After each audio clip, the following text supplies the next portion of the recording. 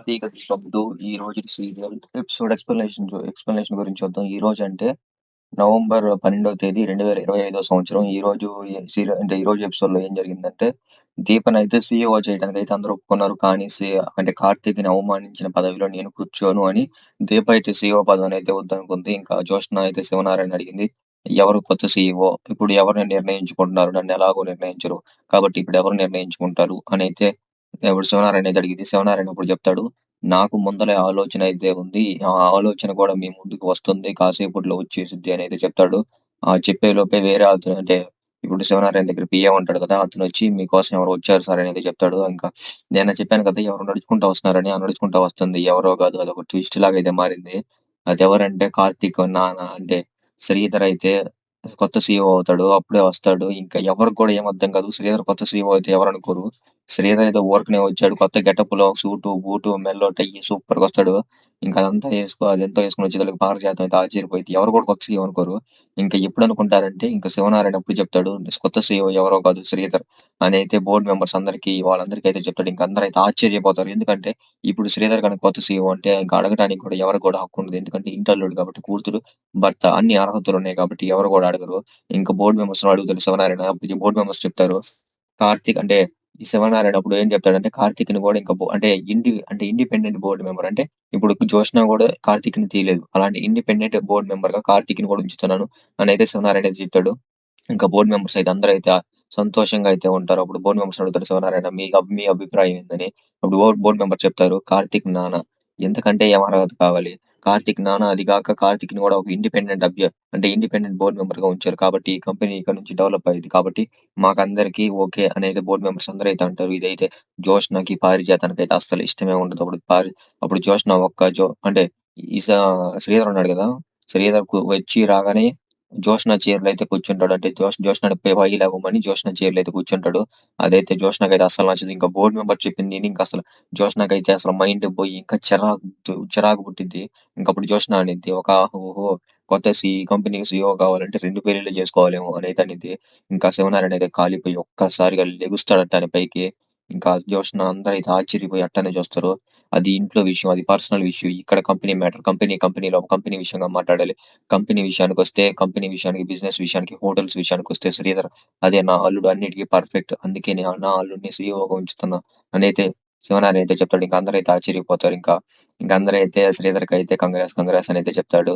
ఇంకా అందరైతే వెళ్ళిపోతారు. ఇంకా అందరైతే ఓకే అనుకొని ఇంక అందరైతే వెళ్ళిపోతారు. ఇంకప్పుడే పారిజాతం అంటే సుమిత్ర, దీప వాళ్ళందరూ వెళ్ళిపోయేటప్పుడు ఇంకా జ్యోత్స్న అయితే ముందర వెళ్ళింది కాబట్టి అలా అంటే జ్యోత్స్న ముందర వెళ్ళిపోయింది. జ్యోత్స్న ఎక్కడికి వెళ్ళిపోద్దని ఇలా హడావిడిగా వెళ్తారు. అప్పుడైతే పారిజాతం దగ్గర ఉన్న షాక్ ఉండేది కదా, అదైతే కింద పడిపోయింది. పారిజాతం అసలు ఊహించదు. ఇంక వీళ్ళిద్దరంటే దశరథ్ శ్రీధర్ అయితే దాన్ని పట్టించుకోరు అంటే చూడరు. ఇంకా శివనారాయణ అయితే ఆ షాక్ ని చూసి అంటే కామ్ గా ఉండి కార్తీక్ ని అయితే షాక్ అయితే తీయమంటాడు. షాక్ తీసిన తర్వాత కార్తీక్ ని అయితే ఇంకా సరే అని ఇంకా సరే ఎవరికి చెప్పొద్దు అనేది అంటాడు కార్తీక్ ని. శివనారాయణ అయితే ఇంకా సరే అని కార్తీక్ కూడా ఎవరు చెప్పరు. అడిగినప్పుడు కూడా ఏమంటాడంటే కార్తీక్ అంటే దశరథ్ అడుగుతాడు, ఏంది నీ చేతిలో అనేది అడిగితే ఏం లేదు మావయ్య అనేది అంటాడు కార్తీక్ అయితే. ఇంకా సరే అని శ్రీధర్ ని సీఈఓ చైర్ లో కూర్చోబెట్టడానికి అయితే తీసుకెళ్తారు. అప్పుడు శ్రీధర్ ని ఇంకా శివనారాయణ దశరథ్ అయితే సీఈఓ చైర్ లో అయితే కూర్చోబెడతారు. ఇంకా శ్రీధర్ అయితే చాలా అంటే చాలా సంతోషంగా అయితే ఉంటాడు. అప్పుడు శ్రీధర్ అడుగుతాడు, నన్ను ఏ అర్హతతో కూర్చోబెట్టారు మామయ్య గారు అని అయితే అడుగుతాడు. అప్పుడు శివనారాయణ చెప్తాడు, నువ్వు కార్తీక్ నాన్న, దానికంటే అర్హత ఇంకేం కావాలి అల్లుడు, దానికంటే ఇంకా ఏ అర్హత కూడా అవసరం లేదు, ఒక అర్హత ఉంటే చాలు నువ్వు ఈ చైర్ లో కూర్చోడానికి అని అయితే అంటాడు శివనారాయణ. ఇంకా శ్రీధర్ అయితే చాలా అంటే చాలా సంతోషపడతాడు. ఇంకా అప్పుడైతే శివనారాయణ కార్తీక్ అంటాడు, నువ్వేమన్నా మీ నాన్నతో మాట్లాడాలనుకుంటే మాట్లాడేసరా, మేము బయట ఉంటాం అనేది అని అదే దశరథ్ ఇంకా శివనారాయణ అయితే బయటికి వెళ్ళిపోతారు. అప్పుడు కార్తీక్ చెప్తాడు, ఇప్పుడు సంతోషంగా ఉందా మాస్టర్, నువ్వు అనుకున్నట్టు కంపెనీ సీఈఓగా అయ్యావు. ఇప్పుడు అన్ని బాధ్యతలు నీ మీద ఉన్నాయి, జాగ్రత్తగా అయితే చూసుకో అనేది అంటాడు. అప్పుడు శ్రీధర్ అంటాడు, ఇది నా వల్ల అవ్వలేదు, నా కొడుకు వల్ల అయ్యింది. నా కొడుకు నాకు అన్నిట్లో కూడా తప్పులు సరిదిద్దుతున్నాడు. ఎవరైనా తండ్రి కొడుకు తప్పు చేస్తే సరిదిద్దుతాడు, కానీ ఇక్కడ తండ్రి నేను తప్పు చేస్తే నా కొడుకు సరిదిద్దుతున్నాడు. నేను అంటే ఇప్పుడు ఎవరైనా కానీ తండ్రి కొడుక్కి ఒక పెళ్లి చేసి ఇల్లు అంటే ఇంటికి పంపి ఒక కుటుంబాన్ని ఏర్పాటు చేస్తారు. కానీ నా కొడుకు అంటే పోయిచ్చుడు అంటే పోగొట్టుకున్న నా కుటుంబానికి మళ్ళా నన్ను దగ్గరికి చేస్తున్నాడు. ఇలాంటి కొడుకు ఎంతమందికుంటాడు? ఇలాంటి కొడుకుని ఇప్పుడు ఉన్న ఇలాంటి కొడుకు ఉన్నందుకు నేనెంతో అదృష్టవంతుడిని అనైతే అంటే శ్రీధర్ అయితే అంటా ఉంటాడు. ఇంకా కార్తీక్ అయితే అదేంటి మాస్టరు నీకు కాకపోతే ఇంకెవరికి చేస్తాను అనైతే అంటా ఉంటాడు. అప్పుడు కార్తీక్ అంటాడు, నేనెప్పుడన్నా నువ్వు అద్దంలో చూసుకుంటే నువ్వే కనపడతావు మాస్టరు. కానీ నేనెప్పుడన్నా అద్దంలో చూసుకుంటే నువ్వు కనపడతావు అనైతే కార్తీక్ అయితే అంటా ఉంటాడు. అప్పుడు శ్రీధర్ అయితే చాలా అంటే చాలా సంతోషపడతాడు. అప్పుడు శ్రీధర్ చెప్తాడు, నేను ఇంటికెళ్ళాను. మీ అమ్మతో నేను కలిసి అన్నం తిన్నాను అనేది శ్రీధర్ అయితే చెప్తా ఉంటాడు. అప్పుడు కార్తీక్ అయితే ఆశ్చర్యపోతే చూస్తా ఉంటాడు. ఎందుకంటే కలిసి అన్నం తిన్నారా అని.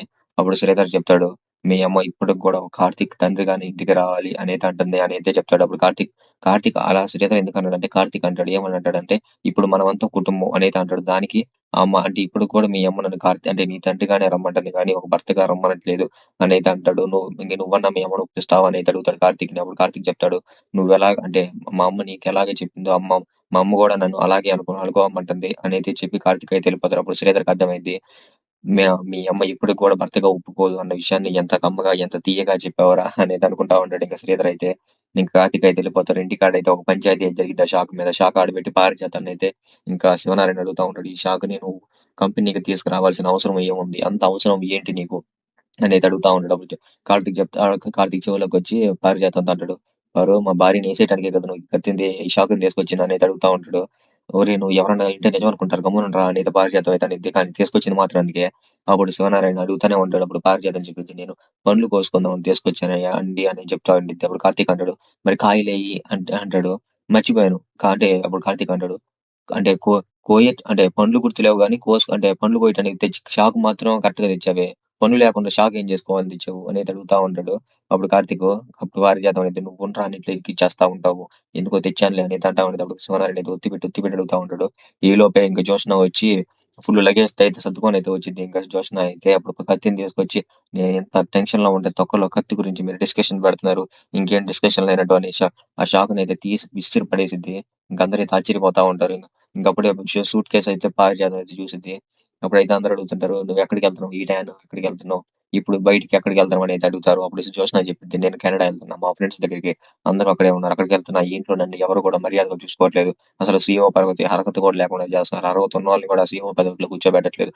కనీసం సరే ముందల కార్తీక్ అనుకున్నారు, కార్తీక్ వద్దన్నారు, కార్తీక్ ఎలాగో పోయింది. తర్వాత దీపన్ వద్దనుకున్నారు. అసలు దీప చెత్త మిగిలిపోయిన కూరల్ని ఎలాగైతే చెత్త బుట్టలో పడేస్తామో నా భర్తని అవమానించి నా పోస్ట్ నాకు వద్దని పక్కకు పడేసింది. సరే అప్పుడన్నా నాకు ఇచ్చారా? కనీసం అప్పుడు కూడా నీ గల్లు నేను తీసుకొచ్చి అక్కడ పెట్టుకున్నాను. కనీసం ఈ ఇంట్లో నాకు మర్యాద కూడా లేదు.